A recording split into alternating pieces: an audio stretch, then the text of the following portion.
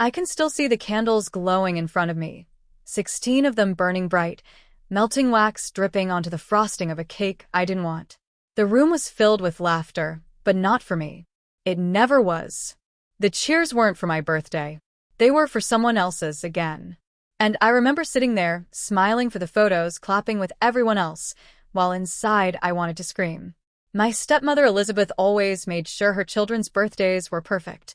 Giant balloons, themed decorations, expensive cakes from the best bakery in town, piles of presents stacked taller than the kids themselves. She'd invite half the neighborhood, order a magician or a bounce house, and spend thousands just to make the day unforgettable. And for them, it always was. For me, my birthday was just another day. Sometimes she'd throw a store-bought cake on the table, candles already crooked, and tell me not to make a mess. Sometimes she wouldn't even bother remembering. She always had excuses. Work, bills, being too tired. But somehow, when it came to her children, there was always time, always money, always celebration. This year, though, was different. I wasn't a little girl anymore. I wasn't going to sit quietly and let her erase me again. Because this year I had proof. It started a month before my birthday, when I stumbled across the folder. Elizabeth had left her office door unlocked, something she never did. Curiosity got the better of me, and I slipped inside, my heart pounding. On her desk sat a folder, half hidden under some envelopes. I pulled it open, expecting boring bills or bank statements. What I found made my stomach twist. Receipts. Dozens of them. Thousands of dollars spent on parties, decorations, cakes, entertainment. But what made my blood run cold was the account listed at the top. My inheritance account. The one my mother had left me before she died. The money that was supposed to be for my future. Elizabeth had been using it to pay for her children's birthdays. I stared at the numbers until they blurred, my hands shaking. All those years she told me there wasn't enough to celebrate mine, that things were tight, that she couldn't afford it. And all the while, she had been draining my inheritance to throw lavish parties for her kids. I stuffed the papers back, my mind spinning. Rage burned in my chest, hot and suffocating. She wasn't just neglecting me. She was stealing from me. For days, I couldn't look at her without feeling sick. She'd hum in the kitchen while decorating cupcakes for her youngest son's class, or chatter on the phone about balloon deliveries, and I'd hear nothing but lies. She paraded as the perfect mother while using my mother's gift to me as her own slush fund. I wanted to confront her immediately, to scream, to throw the receipts in her face. But I didn't. Because deep down, I knew if I exploded too soon, she'd twist it like she always did. She'd convince my father I was ungrateful, jealous, unstable. No, this had to be done right. It had to be public. So I waited. And then the invitation came. Elizabeth handed me a glossy card at the dinner table, her smile wide. Don't forget, darling, it's Daniel's birthday next weekend. Big party at the house. Everyone will be here. I expect you to be on your best behavior. Her tone was sharp, but her eyes were triumphant, daring me to say something. I bit my tongue and forced a smile. Of course. But inside, my plan was already forming. If she wanted to humiliate me year after year by ignoring my birthday, by using my money to make hers look perfect, then fine. But this time, I would humiliate her back. In front of everyone. The week leading up to Daniel's birthday felt like torture. Elizabeth was in her element, barking orders, decorating every inch of the house, spending hours on the phone with caterers and bakers. I trailed behind her, pretending not to care, but every balloon she tied, every platter she ordered, fueled my anger. At night, I pulled out my phone and scrolled through the photos I had taken of those receipts, each one like ammunition waiting to be fired. Alina, my best friend, was the only one I confided in. She really did this, she whispered, eyes wide as she flipped through the photos. She used your inheritance for her kids' birthdays? Every year, I said bitterly. And now I have proof. Alina bit her lip. Kate, this is huge. But are you sure you want to do this at the party? It's going to be messy.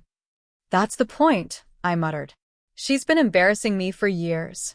It's time she gets a taste of it herself. Alina nodded slowly, but I saw the worry in her eyes. I knew she was scared for me, scared of how Elizabeth might retaliate. But I didn't care anymore. I was done being silent. The day of the party arrived, and the house was unrecognizable. Streamers draped across the walls, tables loaded with food, a giant cake in the center covered in blue frosting and golden candles. Guests filled the living room, laughter and chatter bouncing off the walls. Elizabeth floated through it all like a queen, her sapphire dress sparkling, her smile radiant. She thrived in moments like these, surrounded by admiration, praised for her selflessness and dedication as a mother. And every compliment made me sick, because none of them knew the truth. None of them knew she was buying her crown with my stolen future. I stayed near the edge of the room, my phone in my hand, the folder of photos ready. My heart pounded with every second that passed, nerves and adrenaline crashing together inside me. Finally, the moment came. The lights dimmed, the guests gathered around, and Elizabeth carried out the cake, her smile wide as Daniel beamed at the crowd. The candles flickered, everyone clapped, and Elizabeth led the chorus of Happy Birthday. I clapped too, forcing a smile, waiting. When the song ended, she leaned in to kiss Daniel's forehead, her eyes gleaming with pride. "Make a wish, darling," she said sweetly. That was my moment. I stepped forward, my voice clear and sharp. Funny, I've never had a cake like that. The room fell silent. Every head turned toward me. Elizabeth froze, her smile faltering. "Excuse me?" I held up my phone, the screen glowing with the photos. "Do you all want to know why Daniel gets parties like this every year, while I don't even get a candle? Because Elizabeth pays for them with my inheritance. The money my mother left me." Gasps filled the room. Guests murmured, shocked, glancing between me and Elizabeth. My father's face went pale, his eyes wide. Elizabeth's mask cracked, her eyes flashing with fury.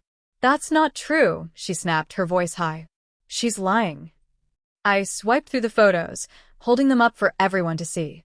Receipts. Every cake, every balloon, every decoration. All paid for with money from my account. My future. And she never once used it to celebrate me. The crowd erupted. Whispers, shouts, disbelieving gasps. Daniel's smile faded as he looked at his mother in confusion. My father grabbed my phone, scrolling through the photos with trembling hands.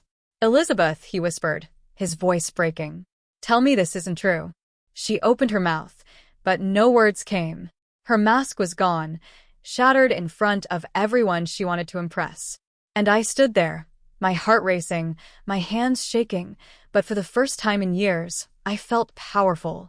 Because the truth was out, and Elizabeth's perfect kingdom was crumbling. The silence after my words was unbearable. The air seemed frozen, thick with shock. My father stared at my phone as though the numbers and receipts on the screen were written in fire, searing through everything he believed. Elizabeth stood stiff, her lips parted, her face pale beneath the glow of the chandelier. And then, just as quickly as the mask had slipped, she pulled it back on. "This is ridiculous," she said, her voice rising above the gasps and murmurs. "She's a child. She doesn't understand what she's talking about. These are household expenses. I manage the finances. That's what a responsible wife does." Her tone was calm, measured, almost soothing. It was the same voice she used on my father whenever she wanted him to bend, the same soft manipulation I'd heard my whole life. But this time, it wasn't just him. It was everyone. Household expenses? I spat, my voice trembling but strong. $1,000 cake? Professional photographers? Bounce houses, balloon arches, ponies in the yard? Those aren't household expenses. Those are luxuries you stole from me. A ripple of voices swept the room. My father's hands shook as he scrolled through more photos. One of the guests, a neighbor who'd been at every one of Daniel's parties, stepped closer. "She's right. I remember that pony. That couldn't have been cheap." Elizabeth's smile strained, but she didn't falter. "I wanted to make memories for this family. For all the children. If Kate feels neglected, I'm sorry. But these accusations..." I cut her off. "Don't you dare turn this around on me." My voice cracked with years of swallowed anger. "You never made memories for me. You made me invisible. Every year I sat in the corner, watching while you used my mother's money to make your kids shine. Do you know what that feels like? My words hung heavy in the room. Guests shifted uncomfortably, some looking at me with pity, others at Elizabeth with disgust. Daniel sat silently, his eyes wide, his birthday crown slipping from his head. Elizabeth's mask cracked again. Her eyes flicked wildly between faces, realizing she was losing the room. She's exaggerating, she snapped, her voice sharper now. She's jealous. She's always been jealous. This is what she does. Tries to make me look bad because she can't handle the truth. Truth. My father's voice cut through, low and ragged. He held up the phone, his hand trembling. Elizabeth, these receipts. They're all real. All from Kate's account. Why? Her breath hitched. For the first time, panic flickered in her eyes. She reached for his hand, her voice breaking. Daniel, please. I did it for us. For the family. You don't understand how hard it is holding everything together. I had to make sacrifices. I stepped forward, my voice rising. You didn't sacrifice anything. I did. Every party, every gift, every show you put on, you paid for it with my future. My education. My life. Gasps again. My father's face crumpled as he turned away, pain etched across his features. Elizabeth's hand dropped, her mask slipping further. You ungrateful little brat, she hissed suddenly, her sweetness evaporating. Her voice sliced through the air, raw and venomous. After everything I've done for you, this is how you repay me? By humiliating me? By destroying this family? I stood tall, even though my knees trembled. You destroyed it yourself. The room descended into chaos. Guests whispered furiously, some shaking their heads, others edging toward the door. My father sank into a chair, his face buried in his hands. Daniel fidgeted with his crown, staring at me with wide, confused eyes. Elizabeth spun in the center of it all, her fury growing by the second. Her mask was shattered now, her perfect image in ruins. She tried to regain control, raising her hands. Everyone calm down, she demanded, her voice cracking. This isn't what it looks like. You're only hearing one side. You all know how dramatic teenagers can be. But the crowd wasn't convinced. Too many eyes lingered on the receipts, on my phone, on my father's devastated expression. Too many had seen the cracks in her perfect mask. She turned to me then, her eyes blazing. Why now? Why do this on Daniel's birthday? Why ruin his day just to hurt me? Because you ruined mine, I shot back. My voice shook with tears, but I didn't care. Every single year.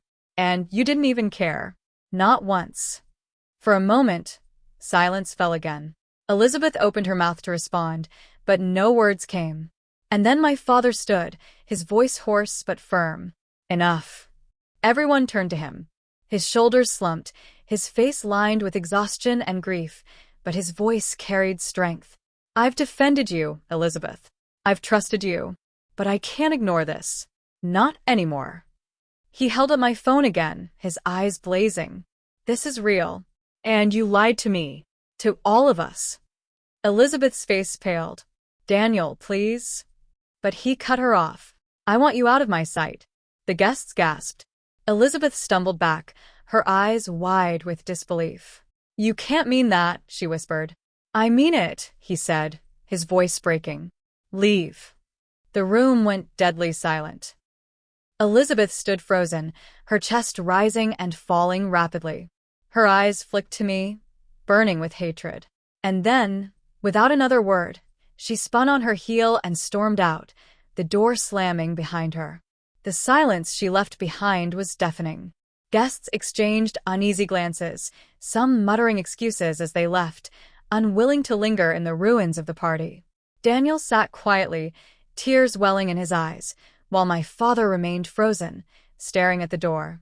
I stood there, my heart pounding, my hands still trembling around my phone. It was over. At least, I thought it was. Because deep down, I knew Elizabeth. And I knew she wasn't finished. That night, I lay awake in bed, staring at the ceiling, every nerve in my body still buzzing. I replayed it all in my mind. The gasps, the whispers, Elizabeth's mask cracking, my father's voice as he told her to leave. For the first time, I had won. But I also knew Elizabeth. She wasn't the type to disappear quietly. And I was right. The next morning, she was still there. I came down the stairs to find her in the kitchen, her eyes bloodshot, her hair tangled, but her posture rigid. She turned to me, her expression twisted with fury. "You think this is over?" she hissed. "You think you've beaten me? You don't know what I'm capable of." My throat tightened, but I forced myself to meet her gaze. "I know enough. And so does everyone else now." Her smile curved, bitter and cruel. "We'll see." The next few days were like living with a shadow. Elizabeth refused to leave. She moved around the house like a ghost, her once perfect hair unkempt, her makeup smudged, her voice sharp whenever she spoke. My father avoided her completely, locking himself in his study or leaving for work early. The house, once filled with the sound of her staged laughter, now echoed with silence and tension. I tried to keep my distance, but she always found me. Passing in the hallway, lingering at the bottom of the stairs, her eyes following me with a venom I couldn't ignore. Sometimes she muttered under her breath, words sharp enough to slice. "You'll regret this. You think they believe you now, but they'll turn on you too. You're nothing without me."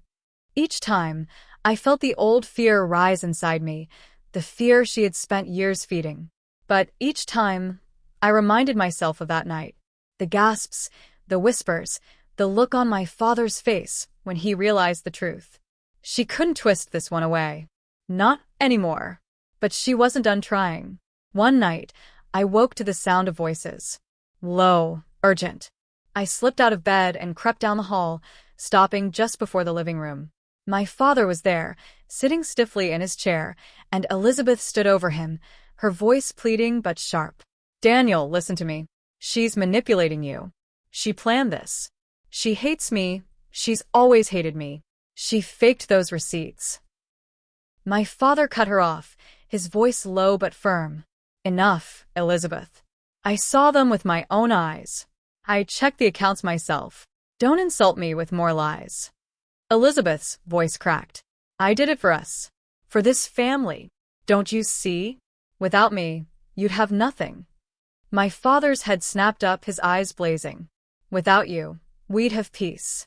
The silence that followed was heavy, broken only by Elizabeth's sharp intake of breath. Then her voice dropped, venomous. "You'll regret this, Daniel. You'll both regret it." My heart pounded as I slipped back upstairs, her words echoing in my head. She wasn't giving up. She was planning something. 2 days later, it happened. I came home from school to find Alina waiting on the porch, her face pale, her hands clutching her phone. "Kate," she said quickly, her voice trembling. "You need to see this." She held out her phone, and my stomach dropped.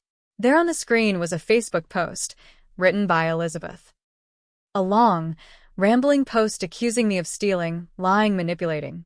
She painted herself as the victim, claiming I had hacked into her accounts, fabricated receipts, and staged everything to ruin her family.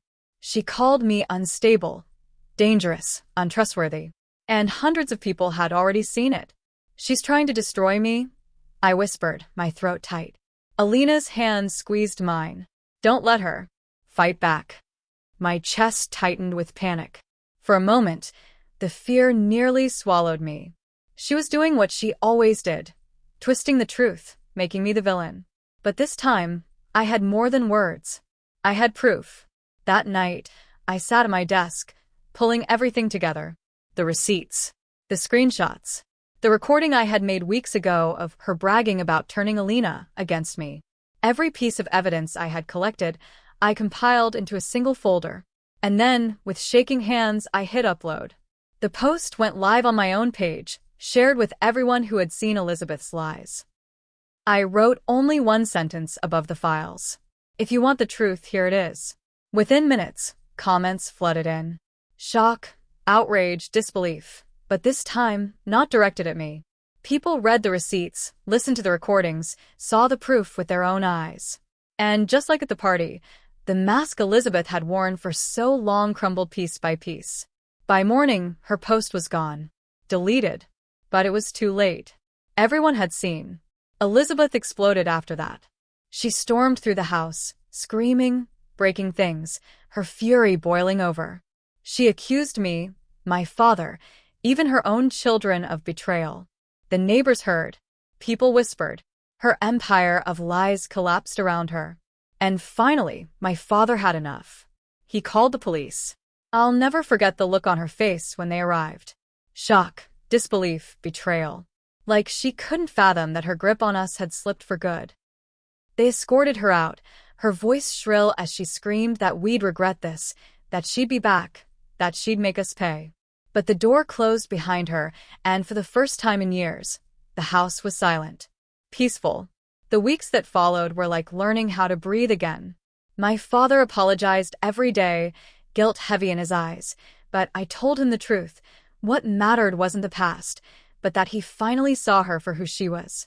Alina stood by me through it all, her loyalty stronger than ever. Together, we laughed again, made plans again, dreamed again. Slowly, I began to believe I had a future, one Elizabeth couldn't touch anymore. One evening, sitting on the porch with my father, I watched the sun dip low in the sky. He turned to me, his voice quiet. "She took so much from us," he said. "But she doesn't get the last word. We do." I smiled, feeling lighter than I had in years. "Then let's make it a good one." And for the first time in as long as I could remember, I felt free. Because Elizabeth tried to steal my birthdays, my inheritance, my future. But in the end, she lost everything. And I was finally whole again.